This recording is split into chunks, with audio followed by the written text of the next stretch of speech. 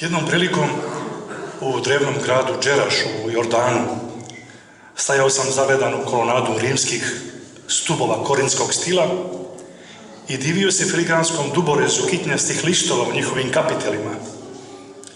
Tek pošto me je jedan lokalni dječak povukao za rukav, shvatio sam da su moji saputnici već otišli i da me vjerovatno negdje čekaju. Dječak reče: "Ti kao i svi turisti gledaš u stubove, a gaziš biljke koje su prikazane na njima." Zatim se sagao tik uz moju nogu, ubrao list i dao mi ga. List je zaista bio nalik onima izvajanim na kapitelima. Nešto slično dogodilo se i naratoru ovog romana. Dok je kupovao novine za gledanu svakodnevicu, slučaj ga je povukao za rukav i u ruševinama nastalim tokom olujne noći primijetio je u zemlji svezak. Bio je to herbarijum njegovog strica Juraja, zvanog Đuro. Taj predmet će se, kako najavljuje autor ovog romana Liberto Slovinić, provlačiti kao motiv kroz trilogiju na kojoj predano radi.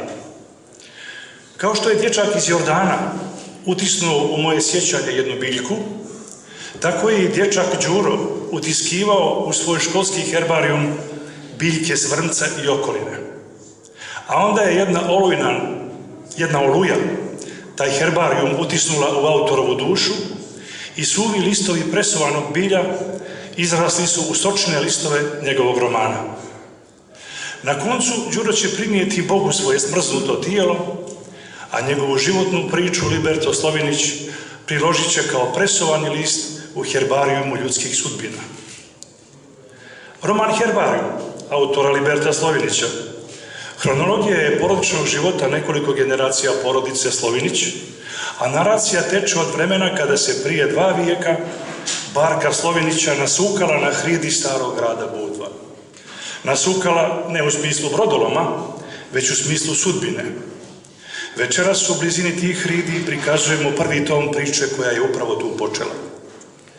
Slovinić slikar odlučuje da iz game pređe u gramatiku, ostajući pri tome jednako umjetnik. Svoj roman piše među javom i med snom, stvarne ljude, članove ugledne primorske porodice, upliće u izmaštane događaje i obrnuto. Izmaštane likove stavlja u stvarni prostor.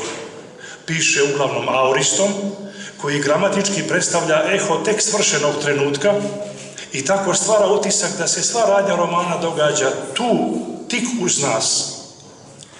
Slovinić pisac je kao mrav, ne samo zbog toga što marljivo radi, već i zbog toga što istražuje jedno stablo. Kada se mrav kreće niz stablo, on ima samo jedan ishod, a kada se kreće uz stablo, svaki list je jedna mogućnost. Tako i Slovinić kreće niz svoje porodično stablo, da tamo crpi sjećanje na svoje pretke, a kada krene uz njega, dolazi do jednog herbarijuma u kojem je svaki list jedna konzervirana mogućnost pripovijedanja. U ovom romanu o Don Đuru pripovijeda njegov bratanac. Tako će, najavljuje autor, u 2 neradna toma ova trilogija biti pisana. Uvijek će unuk pisati o džedu.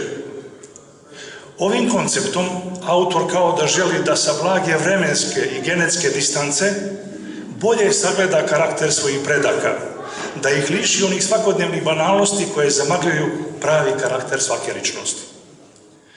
Upravo je karakter Don Đura u centru interesovanja autora i kao što se sjenka vrti oko štapa pobodenog u pijesak i pokazuje različita doba dana, tako se i radnja romana vrti oko ove ličnosti i pokazuje njegove osobenosti u različitim dobima života.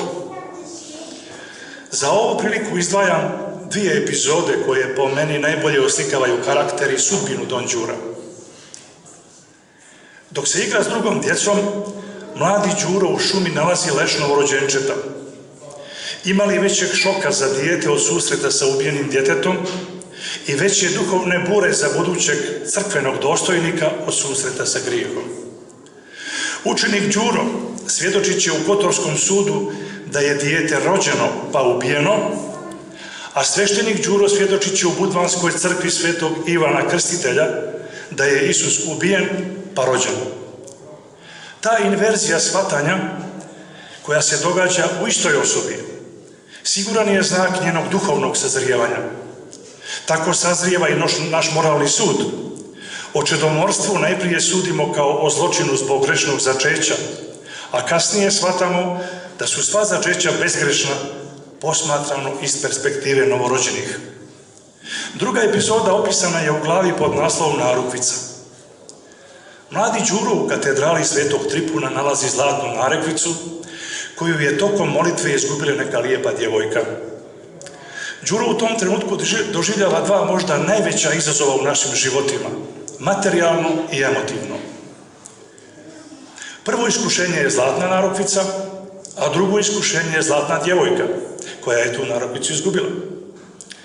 Iako se u njemu pale luče strasti, Đuro istrajava. Narukvicu vraća djevojci, a djevojku vraća svojoj mašti. On ne pristaje da bude marioneta na uzicama ovozemaljske pozornice. Osjeća ljubav, ali kao predani vjernik spiritualno voli. To nije djevojka, to je duša. A kao što divno primjećuje Ralph Waldo Emerson, duša nema pol. Sav tovar ljubavi koji nosi, Đuro čuva za Spasitelja i ne želi na tom putu ni zrno te ljubavi da potroši na nešto drugo, smatrajući da kada voli Svevišnjeg, voli sve što je on stvorio. Tako najpravednije voli, smatra Đuro. To potvrđuje u pismu Ireni, sestri svog školskog druga, koja mu iskazuje iskrenu ljubav. Citiram: nažalost, treba da potražiš svoju sreću drugdje. Ne postoji mogućnost da te zaođenem svojom dobrotom i ljubavlju, jer ona već pripada nebesima i Svevišnjem. Uvijek sa tobom, u noćima i mislima svojim, tvoj Đuro. Završen citat. Liberto Slovinić u svom romanu kroz različite zgode i nezgode moralnim kontrastiranjem prikazuje dva svijeta. Jedan htonski, demonski ili u ovom slučaju prikladnije reći prizemni, u kojem se dešavaju preljuba, čedomorstvo, pijanstvo, i drugi svijet, onaj celestinski, nebeski i spiritualni, u kojem vlada ljubav prema Svevišnjem i bližnjima. Ali autor ne koristi linearno kontrastiranje, već kontrastira u smislu jina i janga, kod kojeg u tamnim oblastima života postoje svijetle oaze. Na primjer, odnos Pitura Sima i djevojčice Milijane. I obrnuto, u svijetlim oblastima života postoje tamne oaze. Na primjer, brak Đurovog druga Borisa, Đurova neuzvraćena ljubav Đuli i Ireni itd. Narativni tok romana liči na pletenicu, u kojoj su radnje ova dva svijeta ritmično prepletene. Slovinićeva priča je privlačna jer liči, ako ne na naš život, onda na život oko nas. Upozorava na neprestano pregovaranje sila donjeg i gornjeg svijeta koji se odvija u svakoj ljudskoj duši. Onog trenutka kada je Don Đuro armižao svoju blagu dušu na nekoj nebeskoj ponti, ta dva svijeta, htonski i celestinski, dobijaju isto ishodište, smrt. Ako tamo gore nema nagrade za smjeran život, onda nama ostaje književnost.